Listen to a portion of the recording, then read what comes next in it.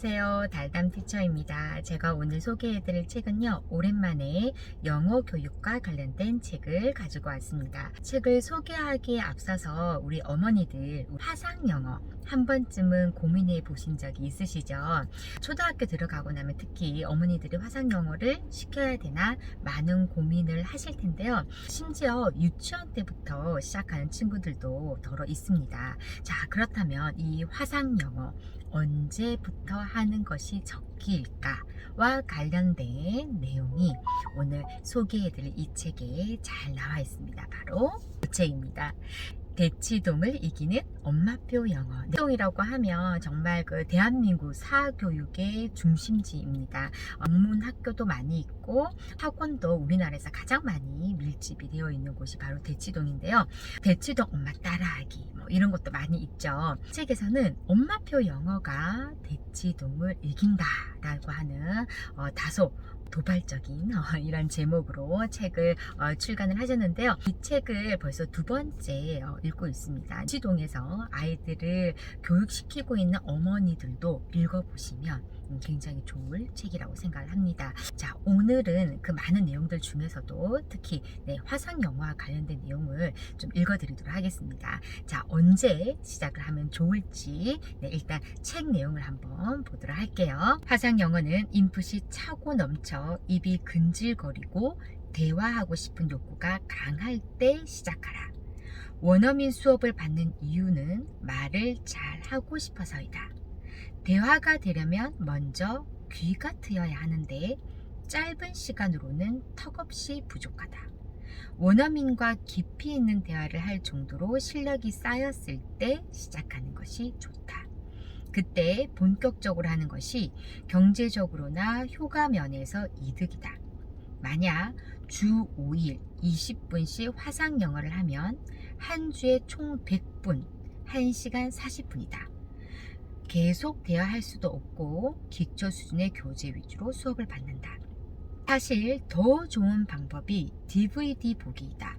주 5일 1시간씩 DVD를 보면 한 주에 총 300분, 즉 5시간이다. 무려 3배의 차이가 난다.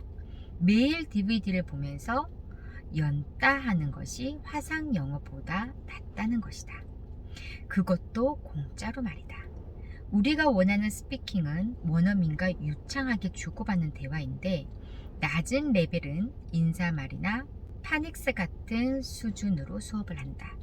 내성적으로 소극적인 아이는 잘 들리지 않는 상태에서 원어민과 수업을 하면 부담감이 클 수 있다. 다행히 거부감이 없는 아이라 해도 원어민과 친숙해지는 정도이다. 또한 원어민 수업은 아이의 듣기 수준에 맞춰 천천히 말해주기 때문에 한계가 있다. 네, 이렇게 나와 있습니다. 어떻게 들으셨나요?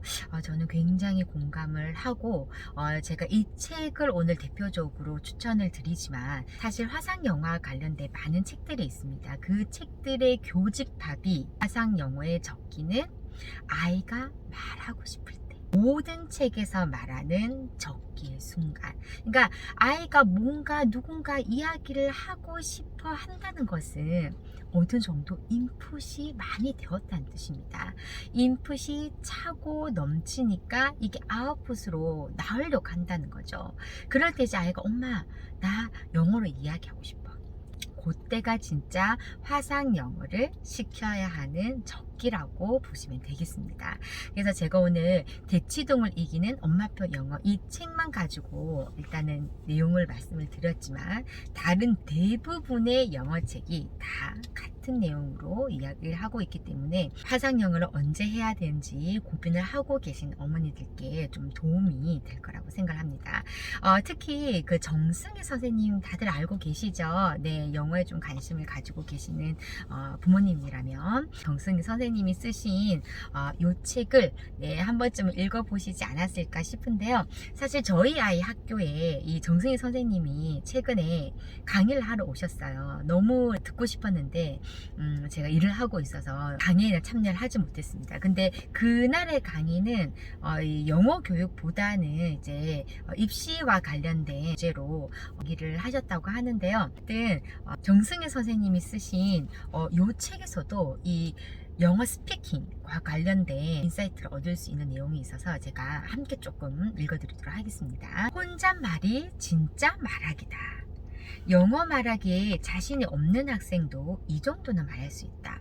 How are you? I'm fine, thank you. 하지만 그 이유가 문제다. 우리는 말하기를 주고받는 대화라고 생각하는데 사실 이렇게 한마디씩 주고받는 것으로는 대화가 이루어지지 않는다. 이 상황을 한국말로 바꾸어 생각해보자. 친구들과 대화할 때 우리는 보통 어떤 대화를 하는가? 야, 너 방탄소년단 좋아해? 완전 좋아하지. 나 아미잖아. 근데 요즘에 방탄 오빠들이 어쩌고 저쩌고 이러쿵 저러쿵. 우리가 한국말로 나누는 대화를 잘 생각해 보면 한 사람이 자신의 생각을 오랫동안 이야기하고 한 사람은 듣기만 하는 경우가 많다. 한 문장씩 주고받는 것이 아니라 꽤 긴 내용을 혼자서 이야기하는 과정을 주고받는다. 그래야 대화가 끊어지지 않고 이어진다. 영어 말하기를 잘하고 싶다면 원어민과의 대화가 끊어지지 않으려면 혼잣말을 잘해야 한다. 하나의 주제에 대해 혼자서 30초에서 1분 정도는 쉬지 않고 말할 수 있어야 자연스럽게 대화를 이어나갈 수 있다.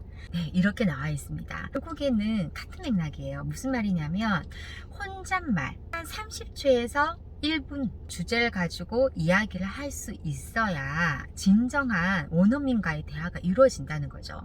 그런데 유치원생 때부터 초등학생 때부터 아직 인풋이 충분하지 않은 상태에서 아이가 뭔가 말을 하고 싶지 않은 상태에서 원어민 수업, 화상 영어를 한다라는 것은 사실은 큰 효과를 얻기가 힘들다.